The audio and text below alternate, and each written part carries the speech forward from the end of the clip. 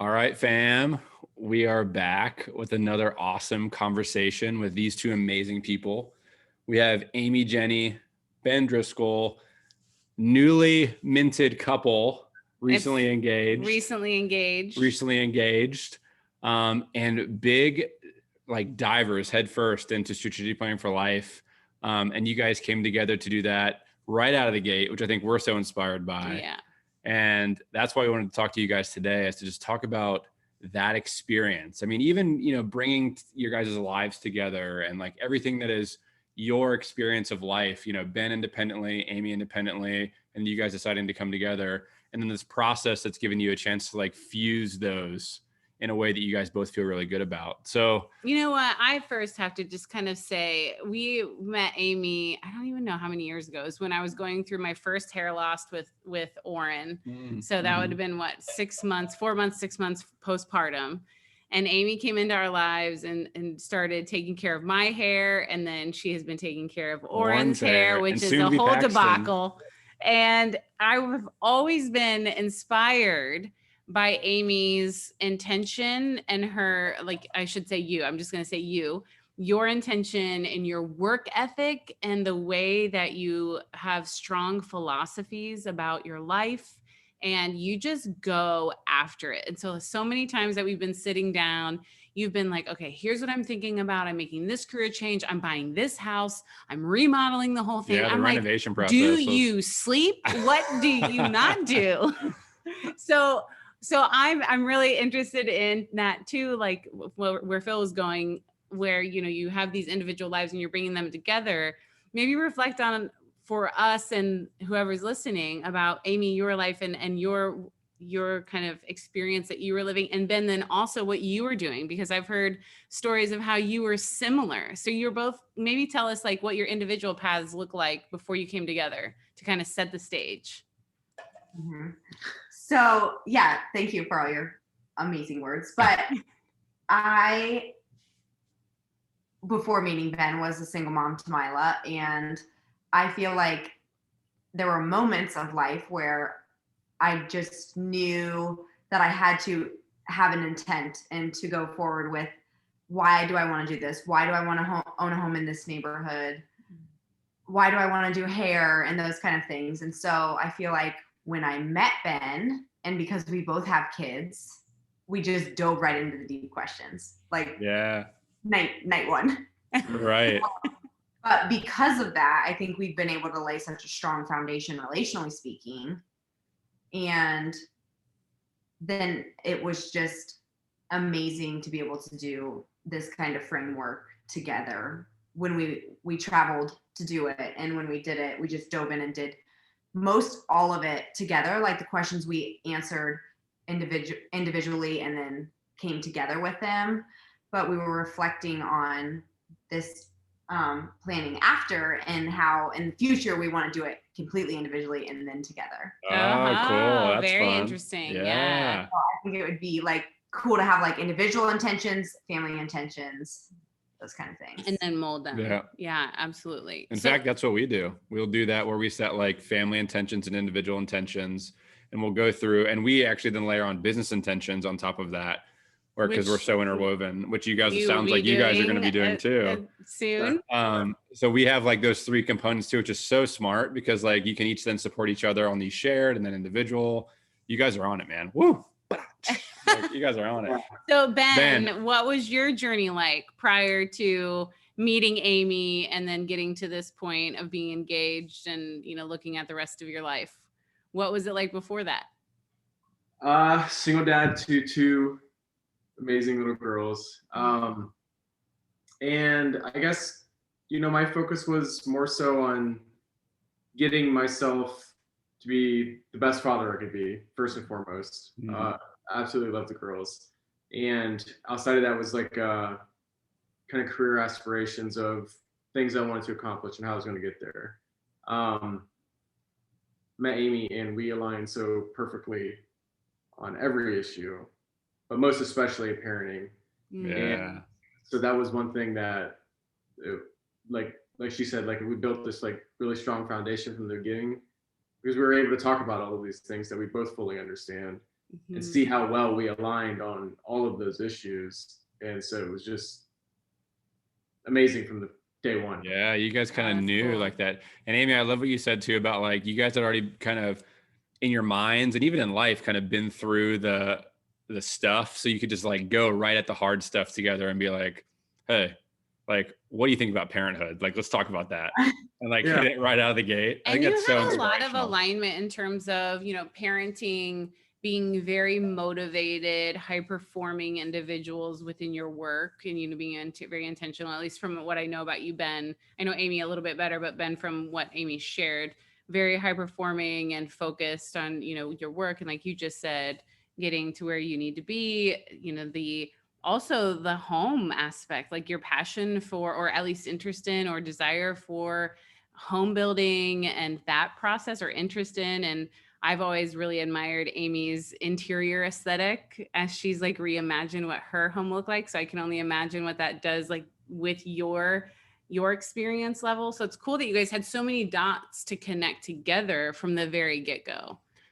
So what was the impetus for you guys as you think about that like meshing of these like very independent lives, right? You come in together, you meet, you guys have this spark and this chemistry.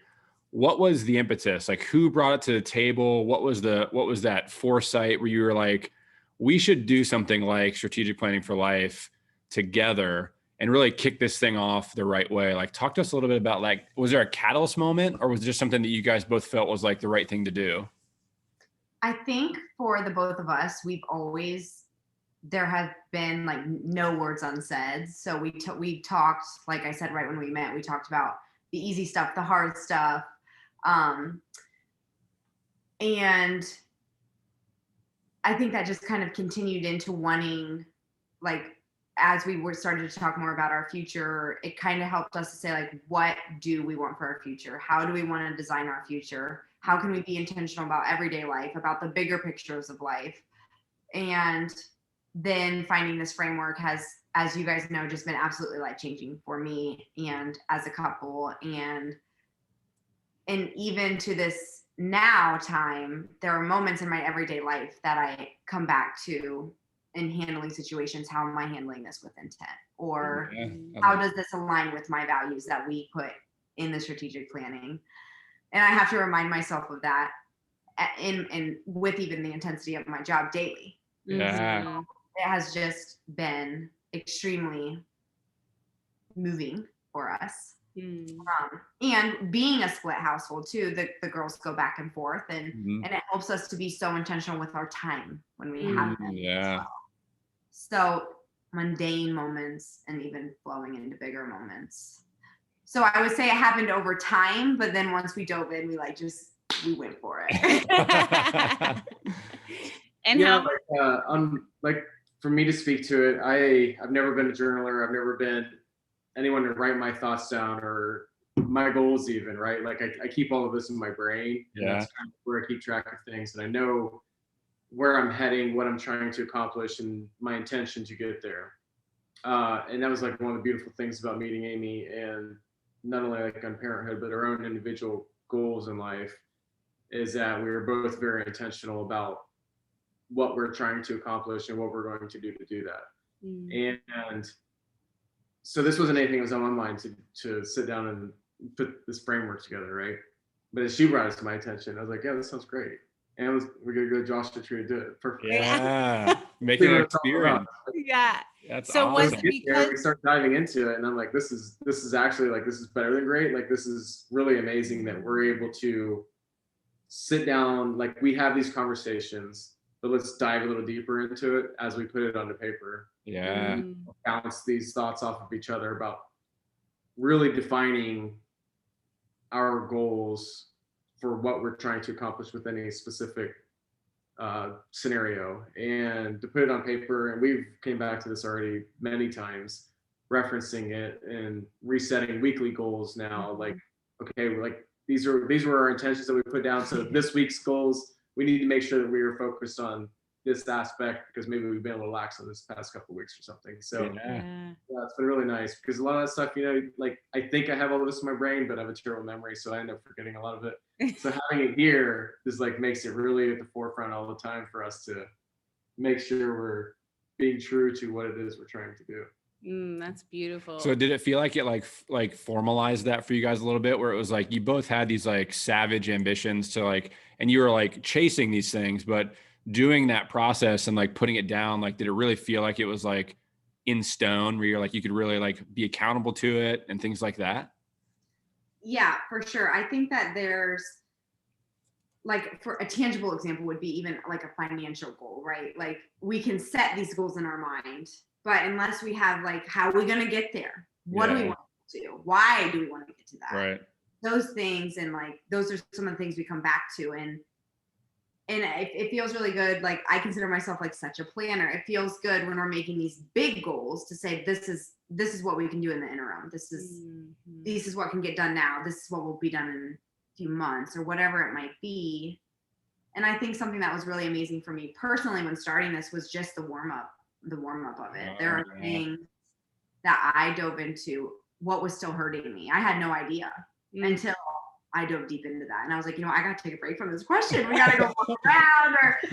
But there are things that I realized that were still hurting me that come out in ways of my life now, or what am I doing when I feel most alive? And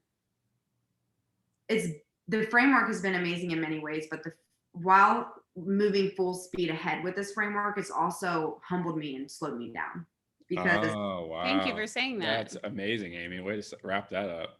Yeah. So, but slowing me down in the sense that I noticed. Don't get me wrong, it's still yeah. There's moments where in today, I go through the motions and get it done. And I'm forgetting that there's moments where I'm like, that's where it's coming out. This is where I'm feeling most alive. How do I bring it all back? Yeah. So good for you, lady. And I appreciate you saying that, because so often, with this framework, the intention behind it is that as you're setting goals, they're conscious and they're intentional and they're aligned with what you desire most out of life. And that's rarely, this big house or this fancy car or anything. Most people are like, wow, when I really think about my deathbed, I look back and really care about the time spent with my girls, that we have like this functional home that allows us to spend time together, or that we, that as a couple, we go and travel and experience new things, or just kind of like much more connected. I've had people just say, I just want to leave positive influences on every single person I meet. Like, that's all I want. And so to kind of like use it as, driving forward, but there's this grounding mechanism in it that continues to remind you like, oh yeah, come back to the things that are most important. So I'm glad you said that, because that is the intent behind the way that it's structured. So powerful too, because I think one of the things that we have to kind of explain away in a sense when we talk about this is that term, like strategic planning, has a lot of like goals. People immediately think goal oriented, and you guys going through it obviously know that the first half of it is really getting your why set, like your values, your mission, like really understanding what motivates you and like what's going to be your driving force behind these things. And so we say the word tether a lot, where it like tethers you. Like I'm a very visual guy when I think about these things, and it's like I'm imagining you like running real hard in a direction, Amy, and it's not the direction that you've set forth. And then like, since you have this tether to that line, you just get snapped back. You're like, whoa, and you get snapped back by that tether. And that's how it works for us too, where it's like you kind of just get taken over by the gravity of your situation, your life, and all these scenarios that are like pinging you every day. But this thing gives you a chance to kind of stay true to your course that you've charted. So that really rocked my inside right there hearing you say that. That was awesome. Ben, I'm curious, a lot of times, especially with partners, we have a lot of individuals who go through this process. But we have a lot of partners, but I think they do so, a little more, quietly, and they won't talk about it as much because there's usually someone who isn't as familiar with it or hasn't journaled or doesn't feel as comfortable. Did you have any resistance to it to start when Amy brought it up? Like, I don't know. I mean, come on. Do I have to dive into this, or were you like full on, let's try it and let's see what it's like? Absolutely not. I'm one that's like, I'll do anything, right? Like, sure, let's give it a shot. Let's give it a true, wholehearted shot and see what it's all about. You know, if at the end of it I don't really like it, then I'll tell you I don't really like it. Yeah. Cool. No, I had no reservations. I mean, I'm always looking to grow and learn and expand myself and us and our family. So if this is something that could potentially help do that, then I'm here for it. I love that. That's amazing. I love that. Keep doing it. And then did you feel, as you're going through the process and you're answering some of those deep questions, that felt comfortable to go through the deep questions and then into the strategic planning? Oh, absolutely. I think it's set up in such a great way that getting into those deep things really helps you get to what your goals are, the whys behind it. Like you said, Phil, it isn't just about the goals. It's really setting, what do you value? Why do you value this? And then you start to create goals that focus on that, right? So it's not like, I want to do XXX and then how am I going to do that? Yeah. It's more so like, who are you? What do you value? And then let's set some goals with life that complement that. Yeah. Feed that, grow that, right? So it was really good to start in that direction because we were able to, which we aligned, like we did it, like we kind of like write some things down individually and then we compare them like, oh, look what it's saying. You're like, look, circle that, circle that, circle that. Yeah. But and then you can set goals that like really help you get to supporting that. And ours, both of us, is like our primary goals is like you guys started with, was just being the best parents, sister, brother, son, daughter, you know, like that's at the end of life, that's what we want to be reflected back on. Like you said, it's not like, oh, they had amassed a fortune. That doesn't mean us. Right. We want to be good people. We want to be intentional. We want to have these great relationships. And that's our focus. And so we designed a lot of goals and intentions to do that. Good for you guys, man. Good for you guys. Amy, you had mentioned something that is going to lead me to my next question. So I think this process for me, and I'll be super vulnerable, when I went through it for the first time, I had some kind of like what I'll call construct shattering moments where I was like, whoa, like I'm operating in a way that's like not really who I want to be or who maybe I even am authentically. For both of you guys, Amy and Ben, when you guys were going through this for the first time, did any of those questions or exercises or the process as a whole have you guys kind of changing your perspective about anything in your own lives, whether it's like something that you thought you valued or work you were doing, relationships you had, like anything like that? Did you have any of those big uncoverings when you were going through it? Yes, absolutely. And I think that there's still everyday moments that are still happening and uncovering. And that's one of the things that has humbled me and that I love is that I'm still discovering. And I'm so excited to have a year under our belt of doing it because I can't wait to reflect on the previous year. Yeah. And be able to like, this is what went well, this is what hurt me, this is what, those kind of things. And so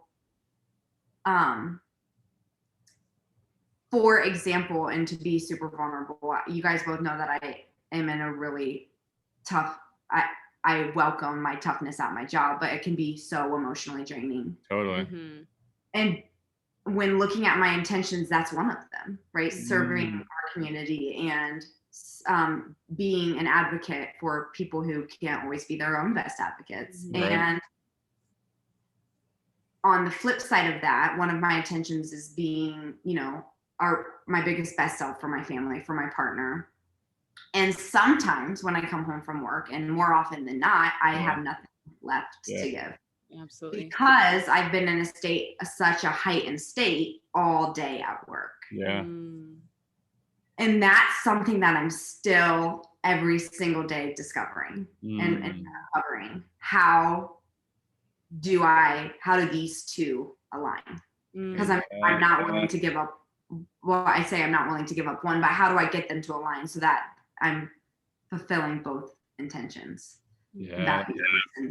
So that's probably been the hardest thing for me personally.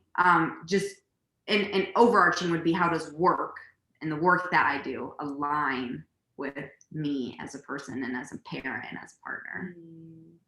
And that right there, what is so important, because it is a journey, right? Like even year after year, you might have that same thing come up, but what I love is that you're using it as I think of it as an unraveling and trying to design this new, but it takes time to figure out what that is and like what ideas you can bring in, or a trial and error. So it's never like, oh, well, sometimes it's like, here's the thing that I want to accomplish. Here are my next steps. Bam, bam, bam. Got it.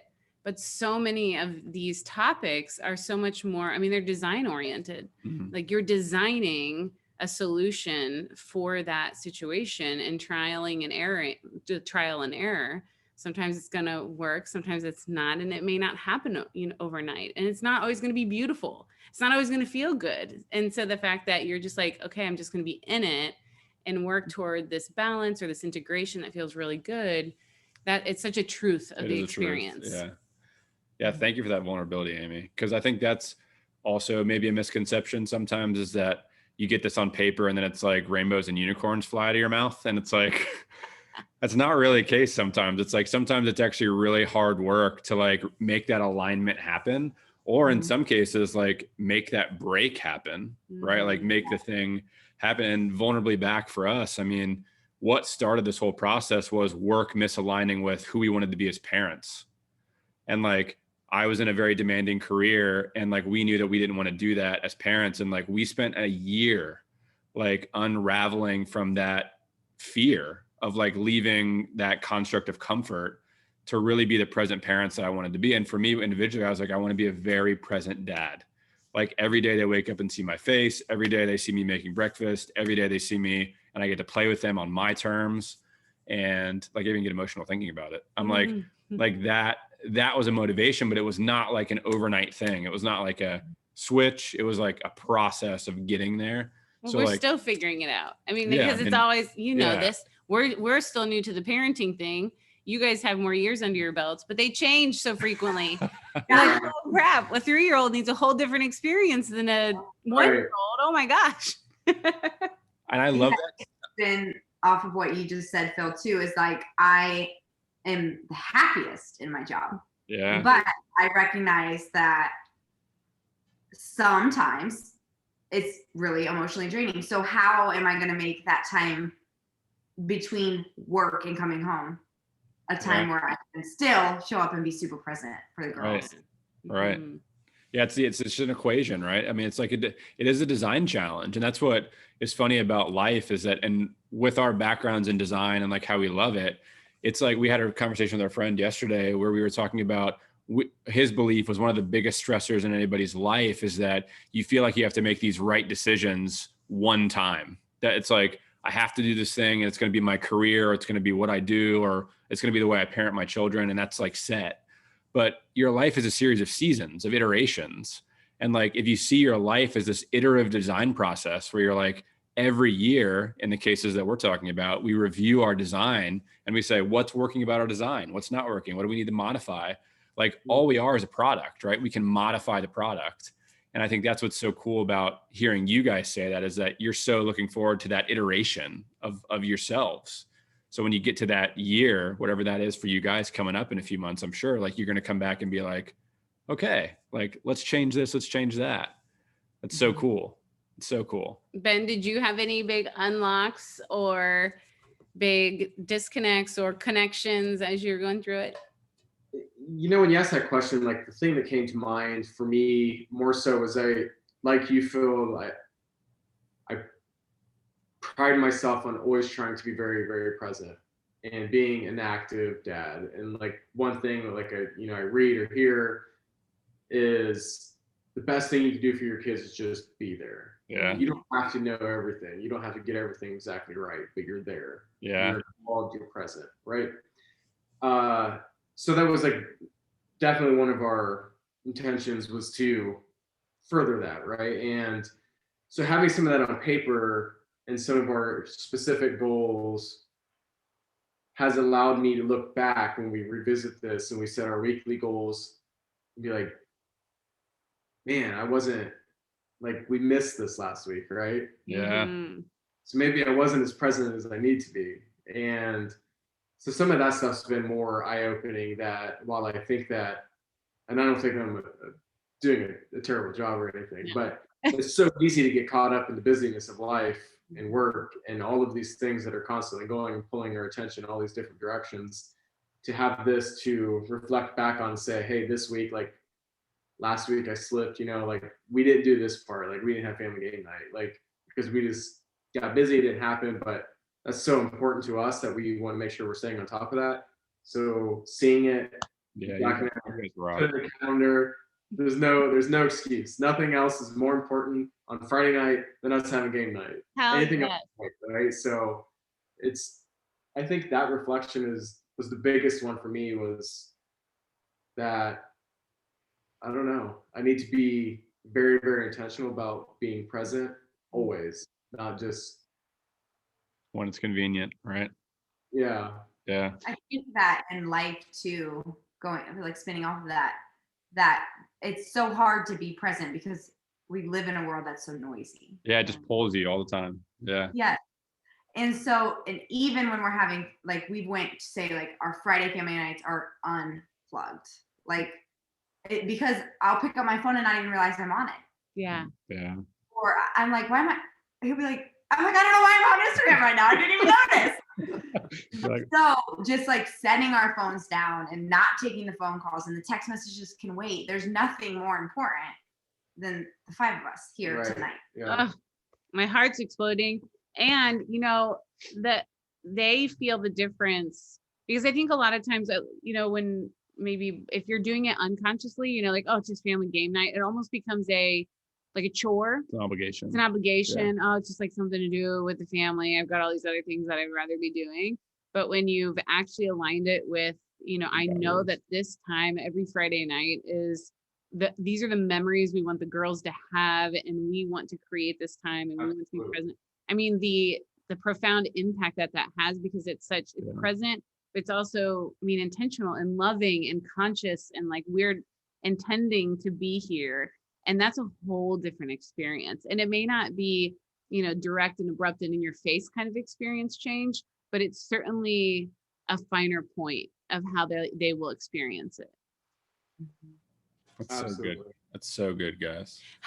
This is something especially with people with partners who have children, as you think about doing this throughout the rest of your lives and doing this work together, and now what you're like visioning for yourselves and the family, how do you think something like this has an impact on the girls as they grow up, in their mindset and the way that they see the world and the way they think about their own lives?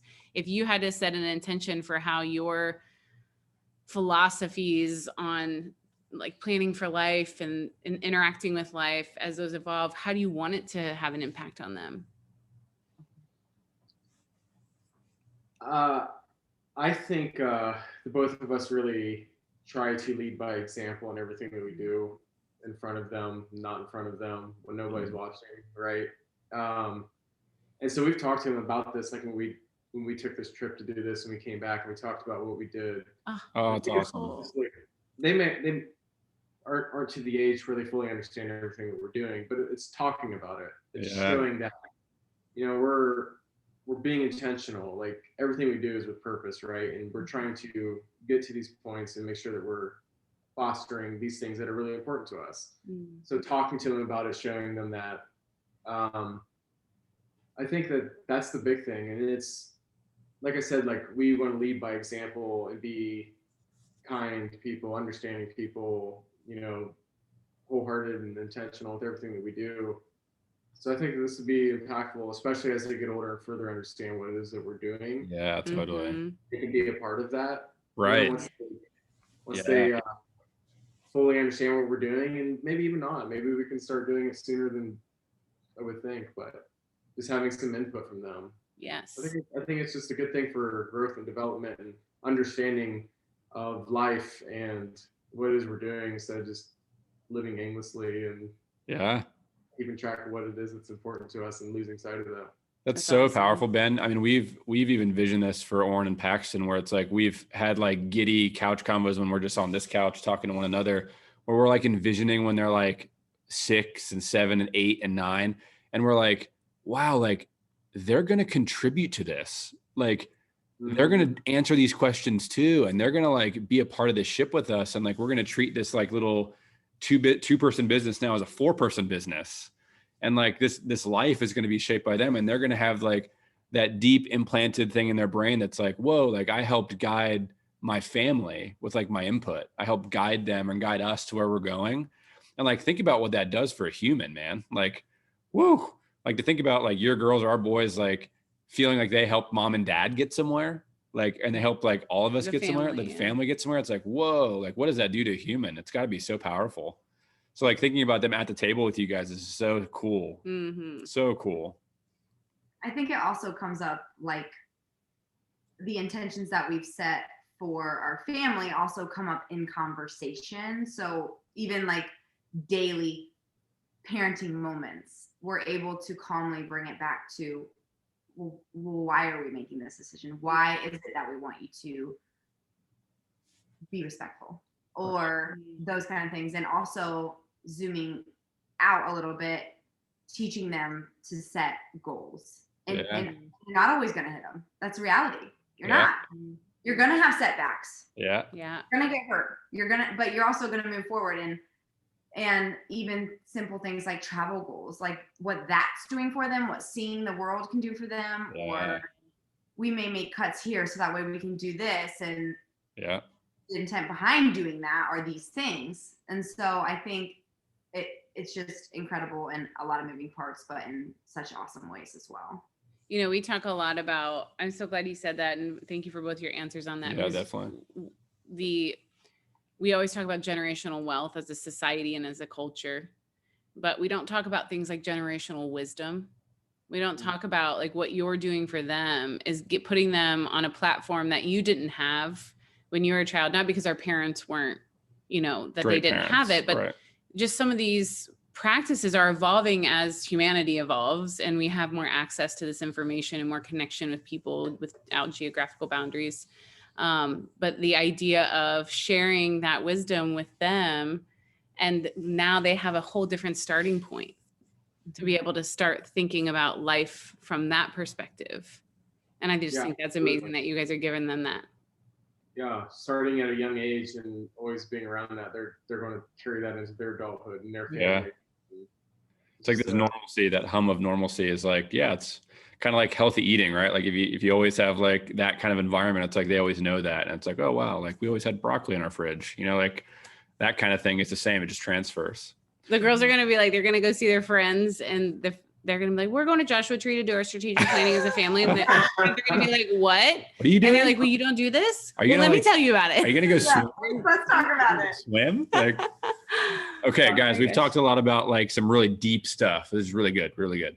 But I want to like level it up and have a little bit more fun answers. So talk to me and talk to us about like what was like laughable and fun. Like when you were going through it, like what was the most exciting part of that process? Like for us, for example, and I hope I'm not stealing your answer, but if I am, cool, is the absurd list. Like I love the absurd list because it just kind of like gets me all amped. I'm like, woo, let's go. Like, let's do these goals and let's like combine our forces.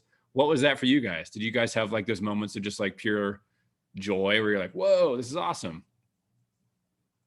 I think the absurd list was actually hard for me because I'm a super realistic person. Yeah.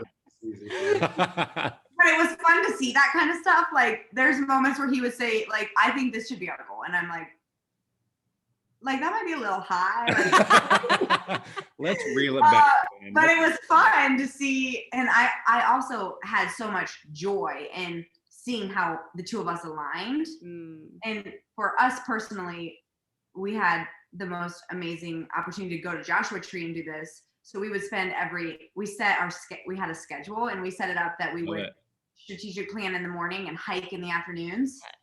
And even when we were out hiking, we would be like, yeah, that makes sense. Let's do that.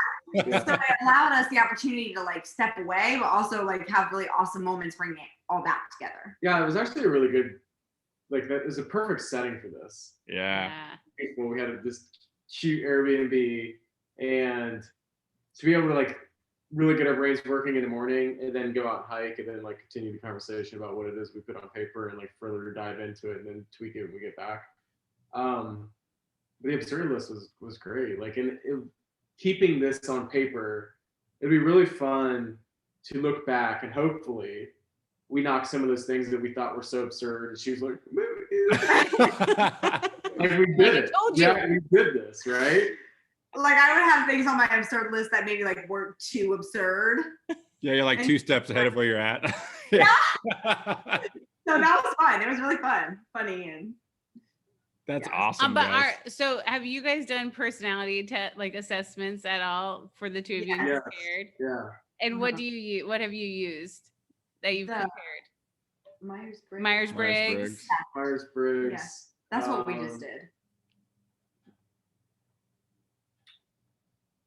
There's another one, but that was the one we just did. And Myers-Briggs was it's like the ENT.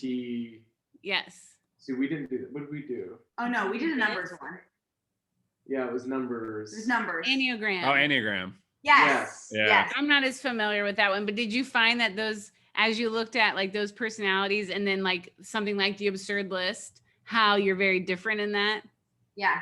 Yeah. Like Yeah, your sure. personality probably doesn't go to those places as much because we've heard that from other couples. They're like, one of them is like, well, I mean, we could just go just one step forward. Yeah. Like, we're not talking absurd here. And then the other partner's like, I was like to the moon. Yeah. Like, Yeah. I think we noticed that some in like, to spin off of that, we noticed like when we were writing some of our other lists down, we would notice similar things. Like with the personality test, he was very much here and I was very much here, but it was fun. It was really fun to see where they were at. it's cool. And I love that you were able to go to Joshua Tree and get away because I feel like, that's so fun. You can do it in so many different ways, but the retreat experience to be able to just have the conversations. We do the same thing when we go away. It's in the morning and then we go hike. And then if we still have energy, we'll do some more in the evening. But that hiking time really allows that subconscious to kick in. And so you're not in that logical brain trying to figure it out. And then all the dots connect. Or like for Phil and I don't know how it is for you guys yet maybe, but when we would go on the hikes, it would be like, okay, we've really got to get through this argument right now because we would have something come up that we're just like pissed about. And then we're like walking up the mountain, blah, blah, blah. By the time we get to the top of the mountain, we've got it figured out. Like, I feel so much better.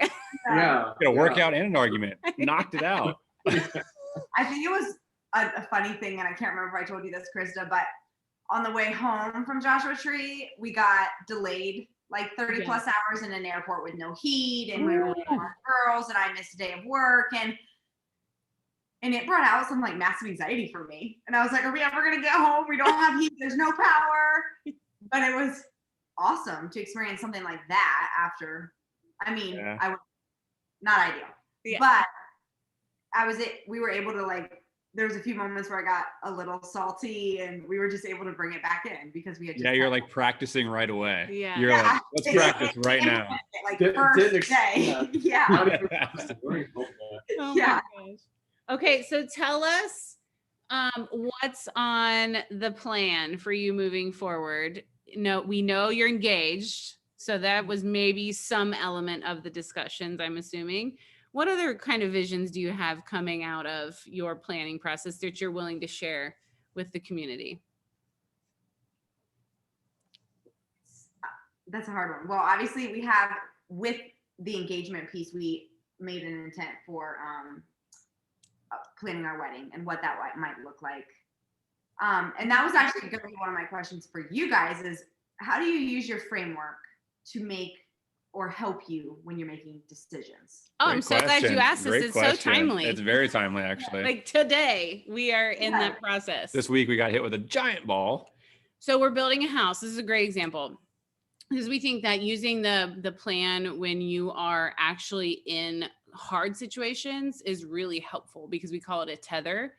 And so we're starting, you know, we're in the process of building the house. Everybody knows this. We've been on this process for over a year, 13, 14 months. We love the land. Phil designed a beautiful house. We have the most amazing contractor. He's incredible. But lumber prices, as you guys may know, have skyrocketed. And we've gone through the process of, you know, absorbing some of that. And then we get hit with another increase there. And then we're seeing the impacts of that on the timeline. And we're seeing the impacts of that on the other materials that we're going to be using and what that looks like. And so the way we use the plan, and this is what happened last night as we started to get into these conversations, is we step back from all the circumstances. We recheck in with what are our values, what's most important to us, what are we intending to do here? Is timing our most important priority here? No. Are finances our most important priority here? Somewhat, because we have limitations. But when we really got still and we got clear, and I asked Phil to kind of like sit back and put his hands on his chest and say, like, what is the most important part for you in this process? And he said, it's just to have a home that I feel really proud of. And that, you know, we've created this functional space for our family to have experiences, to host people, to bring people in. And so we use then that framework to kind of tether us into that clarity of what we're trying to do, and then help us make really creative decisions. So then we go back to our contractor and we're like, what are all the creative ways that we can remove costs? What can we do about the lumber piece? Can we build with something else? What are the other options we have? So everything becomes a design aspect instead of an emotional stressed out response. It's his fault. We are circumstance. And then ultimately, like, we could get hit by that and just make it a timeline and a financial decision and walk away from it. But because we're still tethered to what is true for us, then it's like, okay, like, this is just an obstacle. Let's keep going, is how we see it. Yeah. And aim to add a little bit to that. I think one of the things that this process has done the most for me personally is that when I get very invested in something, it sounds like you two are maybe a little bit similar to me in this regard, where it's like, I go and I work really hard and I align these pieces to like have an outcome that I desire. And when they don't, like, I'm hit with that stimulus and I'm really provoked to act out of my response.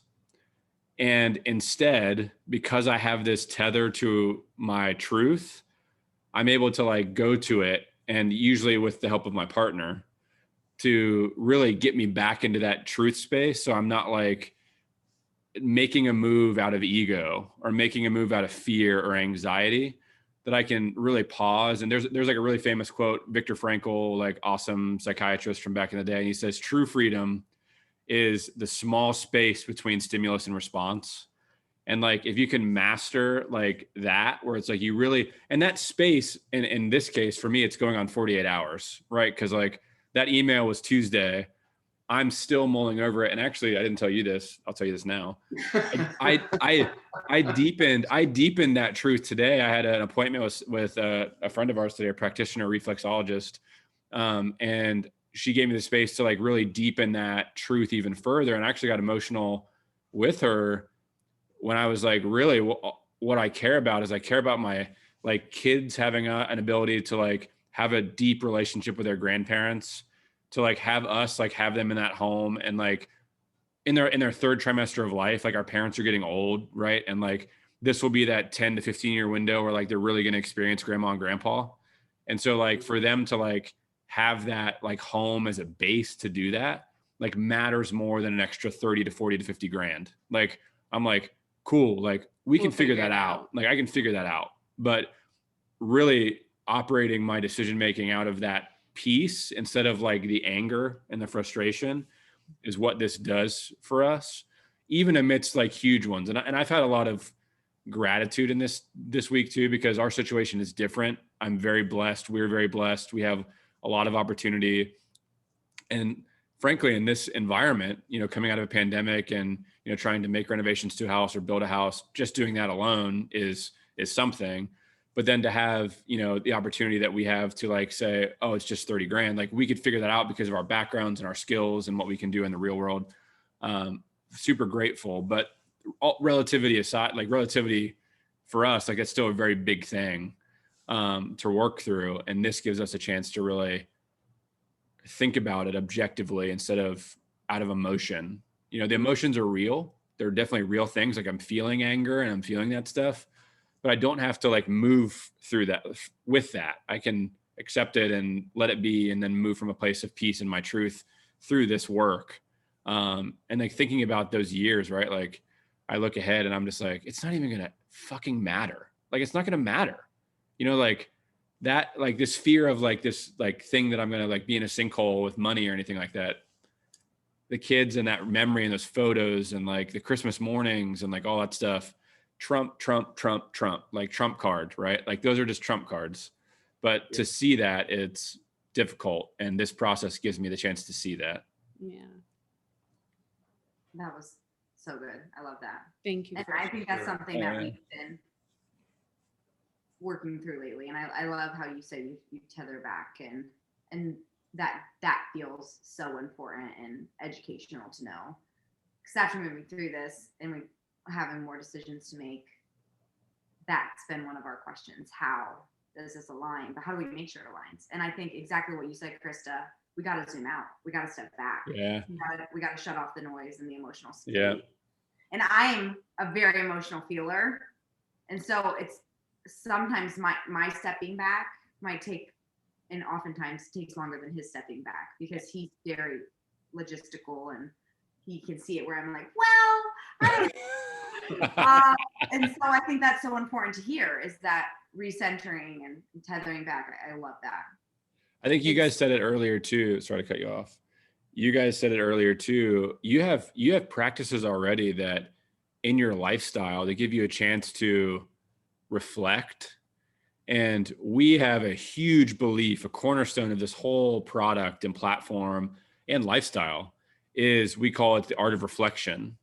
And like, if you can create space to reflect, if you can create space to pause and talk to your, she calls it productive pausing, which I love integrating into my life because I'm such a goer. The productive pause is you're still being productive in stillness. You're still being productive in this way, but also like reflecting on these experiences, reflecting on what's actually happening and stopping for a second before you continue to plow the road. I mean, she's really my accountability partner with that. You know, and Amy, I think it's different for everyone too, based on your personality. So we're actually in the evolution of the product right now where we're building in the self-awareness piece at the beginning so that it's much more thorough. And then it goes into the strategic planning. And I think that awareness piece is so important, which is why I asked the personality and your awareness of your emotions and the work you've done on yourself and all of that stuff. It's so important because those are all cues. Those are cues of like something's out of alignment, something's not feeling right. I need to like, a lot of times being an emotional person myself, very sensitive, I could be sitting here with him and all of a sudden my entire energy changes. And it's because he changed his mood. And then I'm just like, I'm like, what happened to me? I'm like I'm an empath and I'm just now a different person. I don't know what happened. So like for you being able to like, what I do is I take the kind of the outcomes of that plan and the different sections and the life intentions, and I'll read through them. Like I will kind of use it as a filtration mechanism to bring me back into that state that you were in Joshua Tree, where you were kind of like centered and grounded and, you know, in that state. If I read through mine, I'm immediately back in that place. So it helps me get to that place of clarity. And then I can act instead of being in either my emotion or his emotion or someone's emotion from Europe. I don't know where it comes from, but I feel you on that part. And I think everybody's different how they use it in that way. Yeah, thank you for that. Yeah, I definitely see that. Like we reflect back on it, because it's easy to get fascinated or off track onto something that like pulls your attention. Like, man, this could be like a really good idea or something, and you start spending energy and time on that. But to like reflect back and be like, is this really what aligns to what's important to us at the end of the day? Yeah. Right. If there's no, then don't spend any time and energy on that. Yeah. Yeah. Bring you back in, ground you. We're such tides, right? Totally. I mean, like we're such like, I mean, at least that's how we're taught to exist, is like on the surface of the water, and we're like going back and forth with where the storm blows us, instead of like, our coach used to say, like, when there's a storm on the top, if you drop down in the ocean, that water is always calm. And it's the same. And that's a visualization that I use all the time, again, where it's like right now, like this week's been very stormy up here, but I can drop into the, like the darker, deeper parts of the ocean, which is my inside, and like still be very like calm and neutral in there. And it takes like that drop is reflection. That drop is tuning in. That drop is stillness and pausing. That's a good point. And Ben, to your point about the different things that come up, I think one of the things that is so interesting for us as we've evolved and done this again and again and again and again, is that you kind of put your pin out there for what you're seeking, and you have it now with such clarity and alignment with your intentions. But the how, every single time we think we know how it's going to work, every single time. And then it never works out that way. Like the how is always Flexible, different. It's flexible. And so much of it is just being observant as things come in and being like, oh, like I can actually use that to my advantage based on this thing that I'm wanting to do. I would have never gone out and done that thing, but now that it's in my purview, I'm going to take advantage of that, and I'm going to use it to work on this thing that, we're working on. And that's always been really interesting to me as, the opportunities come up, or I have a little bit of ADD where I'm just kind of like, whoop, whoop, whoop, whoop, whoop. And I'll be like, but this can work here, and this can work here, and this can work here. And Phil has to kind of rein me in. But that how, I think, is, if you can be open to that always evolving and changing and using the opportunities that the universe brings into your life, that it is also that tether to like letting those things come in and using them to your advantage. And Phil, something I think that you said in one of your episodes, and it is at the top of my to-do list, and I have notes in my phone, and it's the very first note in my phone, and the question is, how is this happening for us? Yeah. And that is something that can almost immediately bring me back. Yeah. Yes. So thank you for that. Oh, Yeah. no, that's amazing. Thank you for like hearing that and using that, because that's such a tether, right? I mean, we've used that word a lot, but man, even this week, like saying that, like realizing that there's like some orchestration outside of myself that I can't see, but if I choose to believe that that's a for me instead of to me, then that immediately kind of changes me. I'm like, cool, like the outcome will be beneficial, right? Like this outcome will be beneficial. I may not be able to see it yet or even understand it, but yeah, like dropping into that is so strong, Aim. So like, and it's important to say that, one of our beliefs is that this work can be beneficial for anyone at any stage in life, and for, whatever circumstances they're in. We know that like this work can be powerful in that. And so something like COVID last year was a really great test. It was an amazing test to be like, okay, well, how is this happening for us? How is this pandemic, all of this fear, all of this challenge, everything that's happening, how's it happening for us? And for us, we actually had like a very challenging year. yeah. But because we asked that question, and because we were tethered to these intentions, we were able to come out on the other side just like so much better, stronger, more confident, more able to kind of do anything and everything, because we endured that and constantly asked that question. Guys, I want to be respectful of your time, so we only have a couple more questions if you can hang on tight. So a big curious point for me is, you guys were doing this in respects in your life before you formalized it, which I'll completely give you mad salutes and kudos for doing. Imagine you're talking to another couple on this camera that hasn't done this. What would you tell an individual or a couple who's either on the fence or maybe isn't even thinking about this work? What would you share with them from now going through this framework of strategic planning for life? So much. As you guys can see, I'm a big advocate of this framework, and so much so because it made me it's made me uncomfortable, but it's also made me a better me. And I had the framework prior to meeting Ben, and I was able to even do this on I didn't actually go through the framework, but asking myself some of the questions have helped me in just so many ways. So advice I would give to anyone that's considering it is to just try it, just dive into it. Because if it's something you don't like and you found too much discomfort, you could ask greater questions. Why are you feeling that discomfort? Mm-hmm. Or and for Ben, I can't appreciate that more. He dove right in, and it's done. I don't think we'll go a year without it now. Yeah. No doubt. But just try it, and my family's on board with it. They can't wait to try it, and it's just the way that it has. They see people. I always tell Ben, like, we always say people are happy for people who are happy. Mm. And that's like, I just feel like people could just feel the energy of how amazing it feels to live out this framework. Thanks, Anne. That's awesome. Wow. That's awesome. Yeah, I agree with all of that. I guess for me, for anybody who may be considering this, but is on the fence about it, or even if you're not considering it, you happen to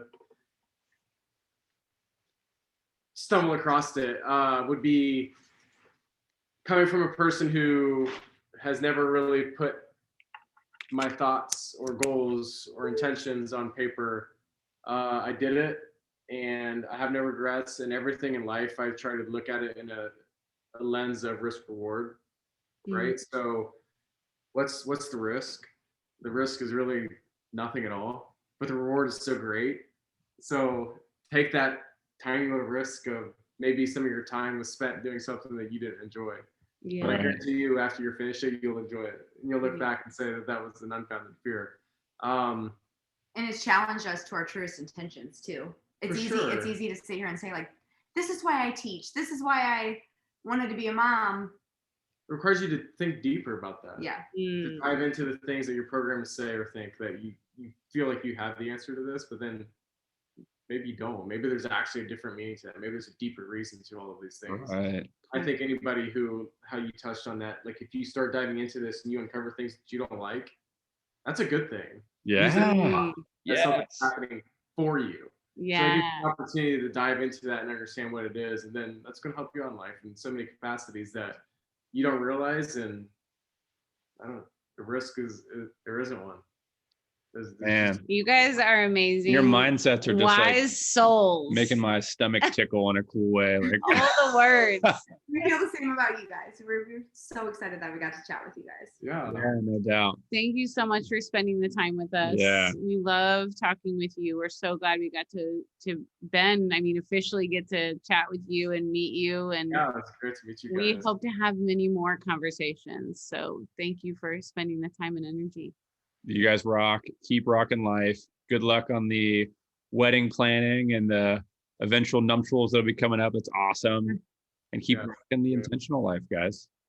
Yeah, thank you. You as well. All right. Thank you, Thanks, guys. Thanks, guys.